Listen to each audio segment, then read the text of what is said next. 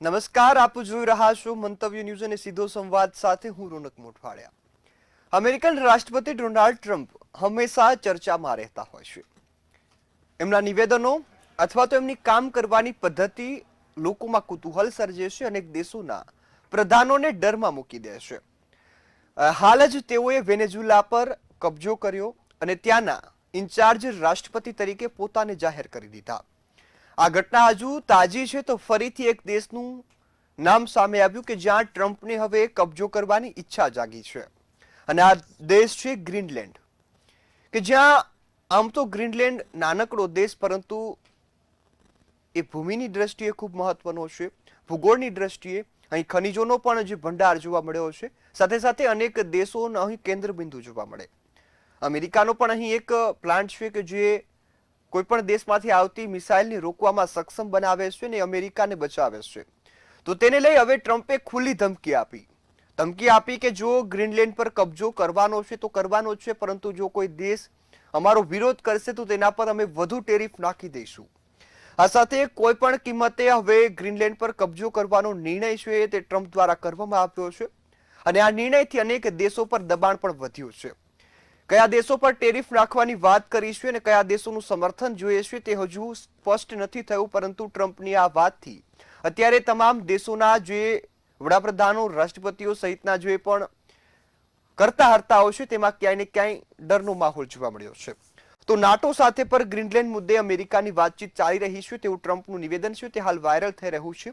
ત્યારે આ મુદ્દા પર આજે ચર્ચા કરવી છે અને જાણવું છે કે ગ્રીનલેન્ડ ટ્રમ્પ માટે કેટલો ઉપયોગી, અને જો ગ્રીનલેન્ડ પર કબજો કરે તો ભારતને શું અસર થવાની છે.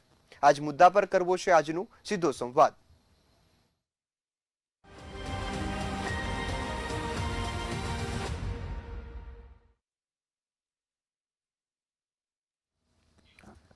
તો આમ તો ગ્રીનલેન્ડ એક નાનકડો દેશ છે, પરંતુ અહીં ખનીજ, મિસાઇલની દેખરેખ રાખવા માટે અમેરિકા માટે અનિવાર્ય છે. આ સાથે રશિયા અને ચીન પર અમેરિકા ગ્રીનલેન્ડથી જ નજર રાખે છે અને પોતાની જે શક્તિઓ છે તે વધુ મજબૂત બનાવે છે. આ સાથે અહીં રેર અર્થ એલિમેન્ટ એટલે કે ખૂબ જ કિંમતી ધાતુઓ, ખનીજ સંપદા ખૂબ મોટા પ્રમાણમાં છે, જે પણ અમેરિકાને મદદરૂપ થવાની છે. આ સાથે સાથે જે બરફ છે તે હવે ધીરે ધીરે પીગળી રહ્યો છે. ગ્લોબલ વોર્મિંગની અસર જોવા મળી છે, જેના કારણે એક રસ્તો ઊભો થવાનો છે તે પણ ટ્રમ્પને ગ્રીનલેન્ડથી મળવાનો છે. અને એટલા માટે પણ કદાચ ગ્રીનલેન્ડ પર ટ્રમ્પની નજર હોય તેવી ચર્ચાઓ છે. ત્યારે આ મુદ્દા પર આજે ચર્ચા કરવી છે અને મારી સાથે ગેસ્ટ પેનલમાં જોડાયા છે ડોક્ટર કિશોર ભાનુશાલી કે જેઓ અર્થશાસ્ત્રી છે, સાથે જ જયદેવ જોશી કે જેઓ રક્ષા વિશેષજ્ઞ છે. આ બંને મહાનુભાવોનું મંતવ્ય ન્યૂઝ પર સ્વાગત છે. શરૂઆત કિશોરભાઈ હું આપનાથી કરીશ. ટ્રમ્પની નજર હવે ગ્રીનલેન્ડ પર, કદાચ ધમકી એવી પણ મળી છે કે જે પણ દેશો સાથ નહીં આપે તો ટેરિફ લાદવામાં આવશે. ચોખ્ખા શબ્દોમાં ધમકી મળી છે. ભારતને શું અસર થવાની છે, ટ્રમ્પનો પ્લાન શું? જી કિશોરભાઈ.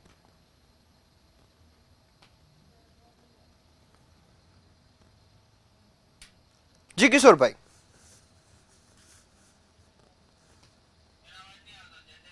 જી બિલકુલ. જયદેવભાઈ હું આપની પાસે આવીશ. ખાસ તો સુરક્ષાની દ્રષ્ટિએ હાલ ભારત ખૂબ મહત્વના નિર્ણયો પણ લેતું આવ્યું છે અને અમેરિકાને લઈ ક્યાંક ને ક્યાંક જે ડર સતાવી રહ્યો છે, કારણ કે અગાઉ પણ પાકિસ્તાન સાથે જ્યારે ઓપરેશન સિંદૂરનું યુદ્ધ થતું હતું ત્યારે યુદ્ધ અટકાવવાનો દાવો પણ ટ્રમ્પે કર્યો અને ફરીથી આ એક ગ્રીનલેન્ડ પર કબજાની વાત આવી છે. સુરક્ષાની દ્રષ્ટિએ આ કેટલું મહત્વપૂર્ણ અને ભારતને શું પગલાં લેવા જોઈએ? ખૂબ સરસ પ્રશ્ન આપે પૂછ્યો છે. મારો અવાજ પહોંચે છે આપના સુધી? જી. આપે ખૂબ સરસ પ્રશ્ન પૂછ્યો છે અને આપના પ્રશ્નનો જવાબ માત્ર ગ્રીનલેન્ડ કે માત્ર ભારતને તેની શું અસર ત્યાં સુધી સીમિત ન રાખતા સાવ ટૂંકાણમાં હું આપને એક એવું પસંદ કરીશ કે જે રીતે અત્યારે ટ્રમ્પે આખા વિશ્વમાં અતિવાદ, એક્સ્ટ્રીમિઝમ, સાવ છેવાડાની વાત, જલદ વાત, તીવ્ર વાત કરવાનું શરૂ કર્યું છે, એનાથી આવા નાના મોટા દેશો જેના નામ ટ્રમ્પ એવી રીતે લે છે કે જાણે એ પોતાના જ પ્રદેશો હોય, પોતાના દેશના પ્રદેશો, અથવા તો કોઈ એવી જગ્યા હોય જે ખુલ્લું મેદાન છે જેના પર કોઈનું આધિપત્ય નથી, સાર્વભૌમત્વ વાળી કોઈ સરકાર નથી અને એના ઉપર એ ક્યારેય પણ કબજો કરી શકે. આ વાત દ્રષ્ટાંતો પછી લેશું, પણ આ વાત એ માત્ર ગ્રીનલેન્ડ, વેનેઝુએલા, ઇવન કેનેડા એનું નામ ઉલ્લેખ કરી ચૂક્યા છે ભૂતકાળમાં ટ્રમ્પ. આવા રાષ્ટ્રો માટે જ ખતરારૂપ નહીં, પણ વૈશ્વિક શાંતિ માટે ડોનાલ્ડ ટ્રમ્પ ખતરારૂપ બની રહ્યા છે. વૈશ્વિક શાંતિથી વધારામાં ડ્રગ હોય અથવા કોઈ એક જગ્યાએ એવી વાત કરે ગ્રીનલેન્ડ માટે ખાસ કે ચીન અને રશિયા એને હડપી લેશે, આવા એક ભ્રામક ડર અથવા ડ્રગ ટેરરના ડરની વાત કરે, પણ હેતુ આર્થિક કમાણી, ત્યાં રહેલા ખનિજ સંપદાઓ એ હોય તો એ માત્ર વૈશ્વિક શાંતિને ખતરો નહીં, પણ સત્તાના જોરે લોકોને અને એ લોકો જે દેશમાં રહે છે તેના નેચરલ રિસોર્સિસનું દોહન કરી લેવાની છીછરી અને હલકી માનસિકતા પણ પ્રદર્શિત કરે છે, જે વિશ્વ માટે યોગ્ય નથી. જી બિલકુલ. જયદીપભાઈ, ખાસ અહીં આપે ખૂબ સરસ વાત કરી કે એ ટ્રમ્પની માનસિકતા અહીં પ્રદાન કરે છે ને ખાસ અનેક વખત જે આ મુદ્દો ઉઠ્યો છે કે ટ્રમ્પ કોઈના દેશ પર એક નજર નાખે માત્ર આર્થિક લાભ માટે, કારણ કે ગ્રીનલેન્ડમાં અત્યારે ખનીજની ભરપૂર માત્રા જોવા મળે છે, સાથે એ અન્ય દેશો માટે પણ મહત્વનો છે, એટલા માટે ખાસ નજર દાખવી છે. પરંતુ એની વાત એવી પણ કરી છે કે બીજા દેશોને પણ ધમકી આપી. શું કદાચ એમાં નામ ભારતનું હોઈ શકે ખરા? થોડો કદાચ મને નેટવર્કના કારણે આપણો અવાજ ઓછો લાગ્યો, પણ ભારત ધમકી અને એમાં ભારતની વાત આપે કરી છે, બરાબર ને? જી. આપે અગાઉના પ્રશ્નમાં પણ જે રીતે વાત કરી હતી તેમ ભારત અને પાકિસ્તાન વચ્ચે ઘર્ષણ ચાલતું હોય, ભારત ઓપરેશન સિંદૂર ચલાવતું હોય અને આ રીતે ટેરિફની ધમકીઓ પણ ટ્રમ્પ ભારતને આપતા હોય અને તેમાં ભારત રશિયા પાસેથી ઓઇલ ખરીદે છે તે વાત આવતી હોય. એ સિવાય રશિયા સાથે ભારતને સારા સંબંધ છે, રશિયા પાસેથી S-400 વાળી મિસાઇલ સિસ્ટમ આપણે ખરીદતા હોય. આવા અલગ અલગ બાનાઓથી ટેરિફનો કોરડો જે ટ્રમ્પ બધે વીંજે છે એનો ડર ટ્રમ્પે ભારતને બતાવ્યો છે અને આપણા પર ટેરિફ લાદ્યું પણ છે. અને સાર્વભૌમત્વની જો વાત કરવામાં આવે તો જે રીતે ભારત અને પાકિસ્તાન વચ્ચે જે કંઈ પણ યુદ્ધ વિરામ થયો તેનો ખોખલો ક્રેડિટ લેવાની ઝંખના ટ્રમ્પને થતી હોય, એનાથી ચોક્કસપણે ભારતે અલર્ટ થઈ જવું જોઈએ. ટ્રમ્પના આવા વિધાનોથી કંઈ આપણે ડરી જશું તેવું નથી. ભારત વેનેઝુએલા નથી, ક્યુબા નથી, કંબોડિયા નથી.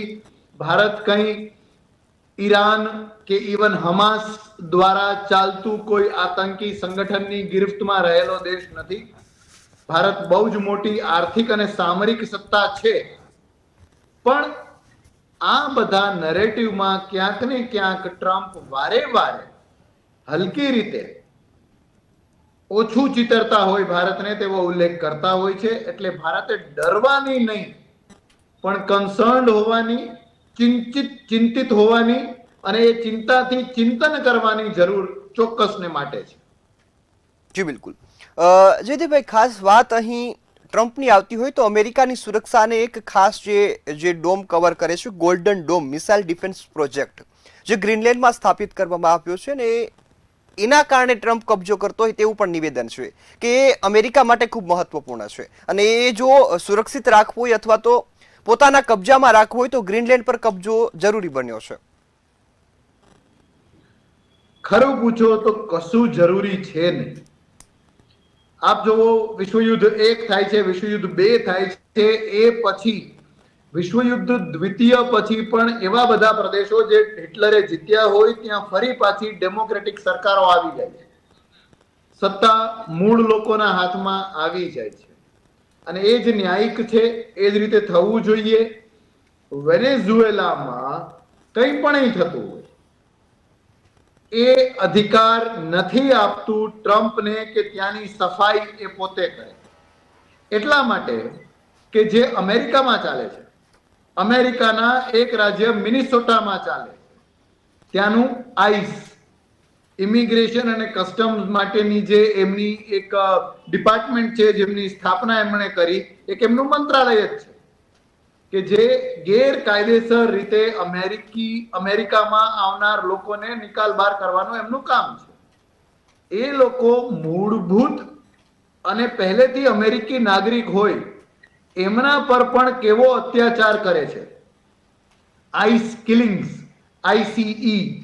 આઈસીઈ કિલિંગ્સ ને હેશટેગ કરીને આપણે કોઈ પણ માઇક્રો બ્લોગિંગ સાઇટ પર જોઈએ તો આપણે દેખાય છે કે કેવી બર્બરતા સાથે આ ટ્રમ્પના કહેવાતા સૈનિકો હથિયારો સાથે નગરજનો વચ્ચે, શહેરોમાં, ગામડાઓમાં, અલગ અલગ એમની કોલોનીઝમાં, આઉટ હાઉસીસમાં જઈને લોકોની ઝડપી લેતા હોય એવું કામ કરે છે. જી બિલકુલ. તો ટ્રમ્પથી બીજા દેશના લોકોને જ માત્ર ખતરો છે એવું નહીં, ટ્રમ્પના આ અતિવાદથી ખુદ અમેરિકાને અને અમેરિકી નાગરિકોને ખતરો છે. જી બિલકુલ. કિશોરભાઈ, હું આપની પાસે આવીશ. ખાસ આર્થિક કારણો અહીં જોવા મળે છે કે ખનીજની પ્રાપ્તિ માટે ટ્રમ્પ કદાચ આ કાવતરું રચતો હોય અથવા તો ગ્રીનલેન્ડ પર કબજાની જે ઈચ્છા ધરાવતા હોય તેવું જોવા મળે છે. હાલ સ્થિતિ એવું પણ કહેવામાં આવે છે કે અમેરિકાની સ્થિતિ આર્થિક રીતે ખૂબ નબળી પડી છે. તો આ સમગ્ર કારણો શું છે અને અથવા તો અમેરિકાની આર્થિક સ્થિતિની વાત કરીએ તો ત્યારે કેવી છે, અને આપ શું માનો છો કે કદાચ આર્થિક સ્થિતિ કારણ હોઈ શકે ગ્રીનલેન્ડ પર કબજો કરવાનું? જી કિશોરભાઈ. સોરી, નેટવર્કનો ઇસ્યુ હોવાના કારણે કદાચ હું ઘણું થોડુંક સાંભળી ન શક્યો હતો, પણ અવાજ આવે છે મારો બરાબર? જી. જ્યાં સુધી આ ગ્રીનલેન્ડને સવાલ છે, અમેરિકાને ગ્રીનલેન્ડ ઉપર જે વાત પર મૂકી અને ગ્રીનલેન્ડને હડપવાની વાત છે, અને એની પાછળનું જે મુખ્ય કારણ છે, બંને અલગ વસ્તુ છે. દેખીતી રીતે અમેરિકા એમ કહી રહ્યું છે કે ભાઈ અમારે ગ્રીનલેન્ડ ઉપર કબજો જોઈએ, અમારે ગ્રીનલેન્ડ જોઈએ છે, કેમ કે અમે જો નહીં લઈએ તો રશિયા અથવા ચાઇના ગ્રીનલેન્ડની બોર્ડર ઉપર આવી જાય અથવા ગ્રીનલેન્ડને હડપી લે તો અમેરિકાની સાર્વભૌમત્વ માટે ખતરો છે. પણ હકીકત બીજી છે કે ગ્રીનલેન્ડમાં ઘણા બધા રેર અર્થ મિનરલ છે જે ગ્લેશિયર નીચેથી નીકળી શકે એવા છે, અને ક્યાંક ને ક્યાંક એ રેર અર્થ મટીરિયલનું જે મેઇન હબ છે, ગ્લોબલ હબ, એ ચાઇના છે. એટલે રેર અર્થ મટીરિયલ માટે અમેરિકા ચાઇના પર જે ડિપેન્ડન્ટ છે, હવે એ જો ડિપેન્ડન્સી અમેરિકાને ચાઇનાની ઘટાડવી હોય તો એને ક્યાંકથી આ રેર અર્થ મટીરિયલનું એક જથ્થો જોઈશે, અને એ જથ્થા માટેનું એક મોટું કેન્દ્ર એટલે ગ્રીનલેન્ડ. જે રીતે વેનેઝુએલા પર જે હુમલો કર્યો અને દેખીતી રીતે એવું બતાવ્યું કે ભાઈ આ વેનેઝુએલાના જે પ્રમુખ છે એ ડ્રગ્સમાં સંડોવાયેલા છે, પણ ખરેખર જે પાછળથી ખુલ્લી વાત થઈ એવી હતી કે વેનેઝુએલામાં રહેલા ઓઇલના જથ્થા ઉપર એને કંટ્રોલ જોઈએ છે, એટલે વેનેઝુએલા ઉપર હુમલો કર્યો છે. એવી જ રીતે ગ્રીનલેન્ડની વાત કરીએ તો ગ્રીનલેન્ડમાં રહેલા રેર અર્થ મટીરિયલ ઉપર કબજો લેવા માટેની આખી આ એક લડત છે, જે સમય કદાચ આપણને કહી દેશે. જ્યાં સુધી ભારતને લાગે વળગે છે ત્યાં સુધી ગ્રીનલેન્ડ કદાચ આમ અંતરની દિશામાં ગણીએ તો એ ભારતથી કદાચ 10,000 કિલોમીટર દૂર પડે. યુએસ છે એ 13,000-14,000 કિલોમીટર દૂર પડે. હવે એ અને ભારત માટે ગ્રીનલેન્ડ કે આપણું એક મેજર ટ્રેડિંગ પાર્ટનર નથી, એટલે ગ્રીનલેન્ડ સાથે આપણે નથી કે મોટો વેપાર કરતા. પણ જો અમેરિકા ગ્રીનલેન્ડને હડપી લે છે તો ક્યાંક ને ક્યાંક ભારત ઉપર બંને અસર થશે. એક પોઝિટિવ આર્થિક અસર જોઈએ તો અત્યારે રેર અર્થ મટીરિયલ માટે જેમ આખું વિશ્વ ચાઇના પર ડિપેન્ડન્ટ છે, જો આગળ જતા અમેરિકા એ રેર અર્થ મટીરિયલ લઈ લે અને એનો ઉપયોગ કરે એટલે રેર અર્થ મટીરિયલ માટે ચાઇના સિવાયનું એક નવું સપ્લાય ચેન ઊભી થઈ શકે એમ છે. અને આ જે રેર અર્થ મટીરિયલ છે એ મોટા ભાગે જે આપણે અત્યારે સેમિકન્ડક્ટર કે ઈવી સેક્ટરની વાત કરીએ છીએ એના માટે બહુ મહત્વનું એક ધાતુ છે, અને આ પ્રકારની ઇન્ડસ્ટ્રીઝના ગ્રોથ માટે બહુ જરૂરી છે. એટલે જો અમેરિકા જે રીતે કહે છે, અને એક તો એમણે વેનેઝુએલામાં કરીને બતાવી દીધું, ઈરાનને ધમકી આપીને બતાવી દીધી છે કે અમે ખાલી કહી નથી શકતા, અમે કરી પણ રહીએ છીએ. હવે એને તમે એક સંકી વિચાર ગણો કે એક આર્થિક નીતિ ગણો, એ અલગ વસ્તુ કરીએ, પણ જો આ થાય છે તો ભારત માટે એક સીધી બાબત એવી રીતે આવશે કે ભારત પાસે ચાઇના સિવાયનું એક બીજું પણ એક સ્ત્રોત રહેશે આ જે રેર અર્થ મટીરિયલ માટેનું. ટૂંકા ગાળામાં પ્રશ્ન ઊભા થશે, જે રીતે અત્યારે વેનેઝુએલા સાથે થયું અને ઈરાન સાથે જે થઈ રહ્યું છે અને ગ્રીનલેન્ડ સાથે થશે એટલે આખું EU ગ્રીનલેન્ડની પડખે ઊભું છે. એટલે ક્યાંક ને ક્યાંક શોર્ટ ટર્મમાં એક ટેન્શન ઊભું થશે. એટલે ગ્લોબલ અનસર્ટનિટી વાત છે, ટ્રેડના ટેન્શનની વાત છે અને આખું ગ્લોબલની કોમોડિટી શિફ્ટની વાત છે. એટલે ટૂંકા ગાળા માટે છે, લાંબા ગાળા માટે કદાચ એને હું અર્થશાસ્ત્ર તરીકે એક પોઝિટિવ લઈ રહ્યો છું. બીજી વાત આવી કે આ અમેરિકા જે કરે છે, અમેરિકાએ ગઈકાલે આપણને ટ્રમ્પે સ્ટેટમેન્ટ આપી દીધું કે જે દેશો અમેરિકાની ફેવરમાં નહીં હોય આ બાબતમાં એના પર અમેરિકા એક ટેરિફ નાખશે. હવે જો અમેરિકા એડિશનલ ટેરિફ નાખે છે અને ભારત ઉપર ઓલરેડી વિશ્વમાં બધા દેશો કરતા સૌથી વધારે ટેરિફ ઓલરેડી આપણા પર નંખાઈ ગઈ છે અને એની અસર આપણા ટ્રેડ ઉપર પડી છે. પણ લકીલી સારી બાબત એ છે કે એની અસર આપણા આર્થિક વિકાસ ઉપર નથી પડી. એટલે જો અમેરિકા ટેરિફ નાખે છે અને એની અસર ઓવરઓલ બીજા કયા કન્ટ્રી અમેરિકાની સપોર્ટમાં છે, કયા કન્ટ્રી અગેન્સ્ટમાં છે, પણ અમેરિકા જેવી રીતે કહ્યું છે, જો ભારત પાસે એક મહત્વની બાબત એ છે કે આ પરિસ્થિતિમાં આપણે અમેરિકાનો વિરોધ કરવાની કેપેસિટીમાં નથી, કેમ કે આપણે એ ટેરિફનો વધારાનો બોજ આપણે સહન કદાચ નહીં કરી શકીએ. જી બિલકુલ. ખાસ જયદેવભાઈ, વાત અહીં સુરક્ષાની આવે તો હવે લોકો એવું પણ કદાચ વિચારી રહ્યા છો તો ક્યાંયથી સાંભળી રહ્યા છો કે વિશ્વ યુદ્ધ થાય, વર્લ્ડ વોર થાય તેવી પણ શક્યતાઓ વધી ગઈ છે, અથવા તો ઘણી ભવિષ્યવાણીઓમાં પણ આવો જે દાવો કરવામાં આવ્યો તેના કારણે લોકો અત્યારે ક્યાંક ને ક્યાંક ચિંતા અનુભવી રહ્યા છે. તો આ સ્થિતિને આપ કઈ રીતે જોઈ રહ્યા છો ને ખરેખર સત્ય શું? આખા વિશ્વમાં અત્યારે જ્યાં જ્યાં જેટલી કેટલી લડાઈઓ ચાલી રહી છે એ જોતા એક વસુધૈવ કુટુંબકમ કહેનાર દેશ તરીકે પણ અને ગ્લોબલ સિટીઝન તરીકે પણ ચિંતા થવી એ યથાસ્થાને છે અને આપનો એ પ્રશ્ન અને આપની એ કન્સર્ન એટલા માટે બહુ જ વેલિડ છે. હું એમ કહીશ કદાચ કે વર્લ્ડ વોર 3 અથવા વર્લ્ડ વોર થવાની શક્યતા ઓછી છે કે કદાચ હશે તો ડિસ્ટન્ટ હશે, એટલે કદાચ અમુક મહિનાઓ, કદાચ અમુક વર્ષો, પણ નજીકના ભવિષ્યમાં નહીં. પણ ચોક્કસ એવું કહી શકાય કે the world is at war. World war કદાચ હજી દૂર છે પણ the world is at war એટલે આખું વિશ્વ જાણે યુદ્ધે ચડ્યું હોય તેવી સ્થિતિ છે. નોર્થ કોરિયા કઈ રીતે સરમુખ હથિયાર રીતે સતત ને સતત અણુબોમ્બોના પરીક્ષણો કરે છે. એથી થોડું આપણે વેસ્ટ તરફ આવીએ તો ચાઇના કઈ રીતે તાઇવાન ઉપર પોતાનું આધિપત્ય સ્થાપવાનું અને ત્યાં જાપાન સાથે પણ સીમા વિવાદમાં સપડાય છે.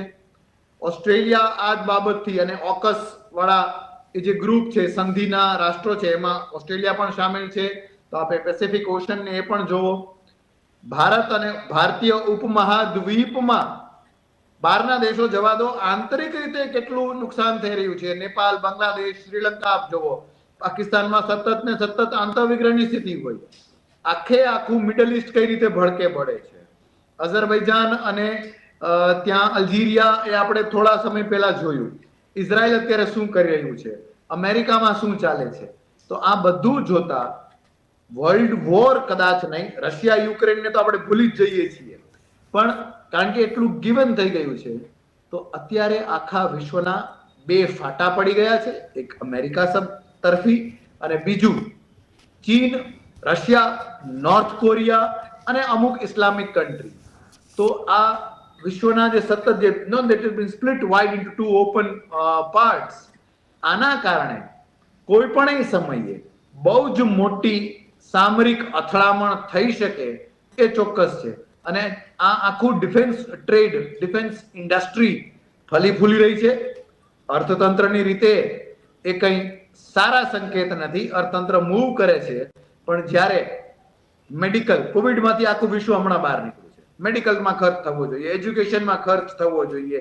આફ્રિકાના કેટલાય રાષ્ટ્રો, Sudan, north Sudan, south Sudan વચ્ચે શું ચાલે છે, તો ત્યાં ભૂખમરાની સ્થિતિ હોય, અંતઃવિગ્રહ હોય, ત્યારે આવી બધી બાબતોમાં ખર્ચ થવો જોઈએ.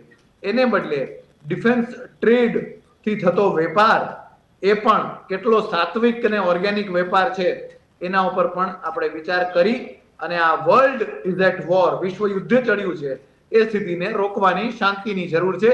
સંયુક્ત રાષ્ટ્રે પોતાનો રોલ વધુ મજબૂત કરવાની જરૂર છે. જી બિલકુલ, જયદીપભાઈ આપે ખૂબ સરસ વાત કરી. કિશોરભાઈ, હું આપની પાસે આવીશ. આર્થિક સ્થિતિની બાબતમાં જોઈએ તો અત્યારે વિશ્વ ક્યાં ઊભું છે? કારણ કે સતત દાવાઓ થાય છે વિકસિત વિકાસશીલ, આજે વ્યાખ્યાઓ હોય ક્યાંક ભૂલાતી જઈ રહી છે કે જે વિકસિત દેશો છે એ મજબૂત, વિકાસશીલ દેશો અત્યારે નબળા છે. આવી સ્થિતિ જે હતી, લોકોના જે મંતવ્યો હતા તે અત્યારે બદલાતા જોવા મળ્યા. તો આર્થિક સ્થિતિ નબળી છે, આર્થિક મંદીના સંકેતો મળે છે, ટ્રમ્પ જે અમેરિકાને આર્થિક મંદીમાં ધકેલે છે, આવા દાવાઓ થઈ રહ્યા છે. તો આર્થિક સ્થિતિ વિશ્વની કેવી છે અત્યારે? જી કિશોરભાઈ. વૈશ્વિકની વાત કરો તો એક ભારત માટે સારી બાબત હમણાં આપણા મિત્રએ પણ કહ્યું સારી છે કે અમેરિકાએ આટલા સેન્કશન લગાવ્યા, સૌથી હાઈએસ્ટ ટેરિફ ઇન્ડિયા પર લગાડ્યા પછી પણ ભારતના આર્થિક વિકાસ દરમાં ઘટાડો થયો નથી અને IMF પણ ભારતનો વિકાસ દર જાળવી રાખ્યો, થોડો ઘણો વધારો સૂચન કર્યું છે. એટલે ભારત માટે એવું દેખાય કે કેમ કે ભારત જે છે એ ઇન્ટરનલ કન્ઝમ્પશન ડ્રીવન ઇકોનોમી છે, એમ કે આપણું પોતાનું જ એક મોટું બજાર છે. એટલે આ જે વૈશ્વિક પરિબળો છે એની ભારતમાં ઇમિડિયેટ આર્થિક અસર થતી નથી, પણ લાંબા ગાળે 100% અસર થશે. વિશ્વના મોટા ભાગના જે દેશો છે, એ અમેરિકા હોય કે રશિયા હોય ને ગ્રીનલેન્ડ પણ કેમ ના હોય, આ બધા દેશો આર્થિક વિકાસમાં જે ગ્રોથ રેટ કરીએ એમાં ઘણા પાછળ છે અને ક્યાંક ને ક્યાંક એ પોતાના દેશને વિકાસની હરણફાળમાં આગળ મૂકવા માટેની આંતરિક લડાઈને એ લોકો વૈશ્વિક લડાઈ તરીકે લઈ રહ્યા છે. કેમ કે જો ચાઇનાનો વિકાસ થાય છે તો સામે અમેરિકા નબળું પડવાનું છે, ભારતનો વિકાસ થાય છે, આગળ જતા ગ્રોથ રેટ થાય છે તો એ અમેરિકાને ખપતું નથી. એટલે દરેક દેશ પોતાના વિકાસને ઝડપી બનાવવા માટે પણ એવું થયું ને કે મારે મારી લીટી લાંબી કરવા માટે બીજાની લીટી ટૂંકી કરવી છે. એટલે ક્યાંક ને ક્યાંક જે દેશમાં જે વૈશ્વિક સ્તરે જે અસ્થિરતા આવી રહી છે એના પાછળનું એક કારણ, આર્થિક કારણ આ જ છે. અમેરિકા માટે જો જોવા જઈએ તો જ્યારે વિશ્વના દેશોએ અમેરિકાના ડોલરને, એટલે અમે અર્થશાસ્ત્રની ભાષામાં આપણે કહીએ ડી-ડોલરાઇઝેશન, કે વિશ્વના ઘણા બધા દેશોએ ડોલર સિવાયની કરન્સીને વિશ્વ વેપાર માટે ઉપયોગ કરવાની ચાલુ કરી, જેથી અમેરિકાને લાગ્યું કે ભાઈ આ તો અમારા જે ડોલરની સુપ્રીમસી છે, જે ડોલરનો જે સુપર પાવર છે એની સામે ખતરો છે.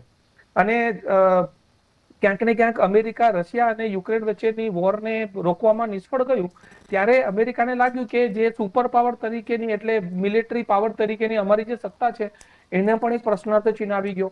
એટલે એક તરફ એક ટોપ લીડર, એટલે વિશ્વના જેને વડો ગણી શકાય અમેરિકા જેવી મહાસત્તા, એના માટે આર્થિક સ્થિતિ પણ ખરાબ છે. અને જે રીતે ટ્રમ્પના અડધર નિર્ણયોના કારણે ઘણા બધા દેશો પર જે ટેરિફ લગાવી એના કારણે અમેરિકાની અંદર પણ મોંઘવારીનો દર બહુ વધી ગયો છે. એટલે અમેરિકાના લોકોને પણ ચિંતા છે અને સાથે સાથે જે આપણે રોજગારીની વાતો કરીએ તો બેરોજગારીનો દર વિશ્વમાં વધી ગયો છે. એટલે એવું નથી કે ભારતમાં આપણે બેરોજગારીનો સામનો કરી રહ્યા છે, હવે ત્યાં પણ એક પ્રશ્ન થયો છે. એટલે ક્યાંક ને ક્યાંક વિશ્વ અત્યારે મંદીની મારમાં સપડાઈ જઈ રહ્યું છે અને એમાં ટૂંક સમયમાં કદાચ એક મોટા સમાચાર તમને ચાઇનાથી મળે તો નવાઈ નથી, કેમ કે ચાઇનાની ઇન્ટરનલ ઇકોનોમી ઘણી ખરાબ થઈ ગઈ છે. પછી ચાઇનાનું રિયલ એસ્ટેટ સેક્ટર હોય કે જેમાં બહુ મોટી મોટી કંપનીઓએ દેવાળું ફૂકેલું છે. એટલે ક્યાંક ને ક્યાંક ચાઇનાની આર્થિક હાલત પણ ખરાબ છે, અમેરિકાની પણ ખરાબ છે, વોરના કારણે રશિયાની માર્કેટ પણ ખરાબ થઈ ગયું છે. એટલે જે વિશ્વના જે મોટા મોટા અર્થતંત્ર છે એ બધા અર્થતંત્ર થાળે પડી ગયેલા છે, એ લોકોની પરિસ્થિતિ ખરાબ છે. અને એની અંદર જે રીતે આપણા જયદેવભાઈએ કહ્યું એવી રીતે કે જો વર્લ્ડ વોર જેવી સ્થિતિ ઊભી થાય છે તો એ વિશ્વના વિકાસ માટે પણ સારું નથી. અને જો આવું કંઈક થાય છે તો સૌથી ખરાબ હાલત જે થવાની છે એ પેલા દેશોની થવાની છે, આફ્રિકાના દેશો, લેટિન અમેરિકાના દેશો જે ખરેખર અત્યારે ભૂખમરાને ગરીબીનો સામનો કરી રહ્યા છે એ લોકોની હાલત વધારે ખરાબ થવાની છે.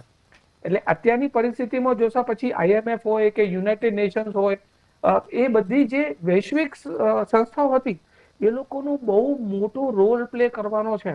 અને જેમાં ખરેખર ક્યાંક અમેરિકાના પ્રેશરમાં એ બધી સંસ્થાઓ પણ કાચી પડતી હોય એવું મને લાગી રહ્યું છે. જી બિલકુલ. જી અંતમાં જયદીપભાઈ હું આપની પાસે આવી, સુરક્ષાની દ્રષ્ટિએ આપે ખૂબ સરસ વાત કરી કે જે સુરક્ષાના સાધનો વિકસાવવાની વાત છે કે જે ખર્ચ થવો જોઈએ થતો નથી. સુરક્ષાના સાધનો વિકસાવવા સારી બાબત છે, પરંતુ અત્યારે સ્થિતિ એવી છે કે સુરક્ષાના સાધનોથી ડિફેન્સ જે ઇક્વિપમેન્ટ છે તેનાથી ડર બતાવવામાં આવે છે. તમામ દેશો આ સ્થિતિમાં ઊભા છે કે અમારી પાસે ડિફેન્સ પાવર જાજો છે અથવા તો જે એર સ્ટ્રાઇક કરવાની ટેકનોલોજી ઓછી છે. તો આ સમગ્ર ઘટનાને કઈ રીતે જોઈ રહ્યા છો કે અત્યારે સુરક્ષાની દ્રષ્ટિએ જો દેશો લડવાની જે ધમકીઓ આપે છે, ખતમ કરવાની ધમકીઓ આપે છે, કેટલી હદે સાચી ગણવી? બહુ સરસ હવે પ્રશ્ન પૂછ્યો છે. આ ધમકીઓને સાચી ના ગણી શકાય, એટલા માટે કે વર્લ્ડ વોર 2 પછી આપ જુઓ ઘણા બધા અથડામણો થઈ છે, ઘણા બધા યુદ્ધો થયા છે, અને ઘણી બધી વખત પાકિસ્તાનની પણ જો વાત કરીએ, નોર્થ કોરિયાની પણ વાત કરીએ, જ્યાં અતિવાદી સરકારો અને નેતાઓ હોય એ લોકોએ પણ ન્યુક્લિયર પાવરને, ન્યુક્લિયર હથિયારોને એક ડેટરન્ટ એટલે કે યુદ્ધની ચરમસીમા સુધી પહોંચતા રોકવા માટેના જ હથિયાર તરીકે ઉપયોગ કર્યો છે. એટલે કદાચ કંઈ અણુ ધડાકા થઈ જશે અને કંઈ થઈ જશે, વેપન્સ ઓફ માસ ડિસ્ટ્રક્શનની કેટલી મોટી વાત સદ્દામ હુસેન અને ઈરાક માટે 90ના અને પછી 2000ના દશકમાં કરવામાં આવી, પણ એવું કંઈ એમની પાસે પણ મળ્યું નહીં. અલ કાયદા પાસે પાકિસ્તાનનું પરમાણુ બટન છે, એ બધી વાતો થઈ, પણ એવું કંઈ થયું નથી. આશા રાખીએ એવું થાય નહીં. પણ ન્યુક્લિયર ડેટરન્ટનું નામ લઈ લઈને અણુ ધડાકો થાય કદાચ, એની બીક બતાવીને પણ જેટલા યુદ્ધો થાય છે એ વૈશ્વિક શાંતિ, વૈશ્વિક અર્થતંત્ર અને સામાન્ય જનમાનસ માટે પણ યથા યોગ્ય નથી. આખા વિશ્વએ થોડુંક શાંતિ, થોડી મેચ્યોરિટી, અને ભારત જે પ્રવર્તિત કરે છે એ વસુધૈવ કુટુંબકમ, આખું વિશ્વ છે એ કુટુંબ છે, એ તરફ જવાની જરૂર ચોક્કસ છે. લડાઈ થાય તો દરેક દેશ જીતવાનો પ્રયત્ન કરે, જીતે, અને જે તે દેશ માટે માતૃભૂમિની રક્ષા કહેવાય, પણ એ કરતા બીજા દેશનું અહિત કરવું કે ત્યાં નરસંહાર કરવો એ વૈશ્વિક શાંતિના હિતમાં નથી. જી બિલકુલ. ત્યારે સમયની મર્યાદા છે એટલે કાર્યક્રમ અહીં સમાપ્ત કરવો પડશે. આપ બંને અમારી સાથે જોડાયા અને ખૂબ મહત્વના મુદ્દા પર ચર્ચા કરી, માહિતી આપી બદલ આપ બંનેનો ખૂબ ખૂબ આભાર. તો હાલની આ સ્થિતિ એવી છે કે અમેરિકા ધમકીઓ બતાવે છે, ધમકીઓ આપે છે, અલગ અલગ દેશ પર કબજો કરવાની વાત કરે છે. વૈશ્વિક જે અશાંતિનો માહોલ છે આ વચ્ચે હવે ધીરે ધીરે પગલાં એવા લેવામાં આવ્યા છે કે દેશો કદાચ આ શાંતિને બનાવી શકે, પરંતુ સ્થિતિ અહીં વિપરીત થતી જઈ રહી છે. આગામી સમયમાં એ જોવા મળશે કે આ ટ્રમ્પ ગ્રીનલેન્ડને લઈ શું નિર્ણય લેશે અથવા તો કબજો કરવા માટે કેટલી હદ સુધી જઈ શકે છે. આશા છે કે આગામી સમયમાં જે આ સ્થિતિ છે તે યુદ્ધમાં ન પવર્તે અથવા તો યુદ્ધ જેવી સ્થિતિનું નિર્માણ ન થાય. આશા સાથે અહીં કાર્યક્રમ સમાપ્ત કરીએ છીએ અને ફરી મળીશું એક નવા વિષય સાથે. ત્યાં સુધી મને રજા આપશો. નમસ્કાર.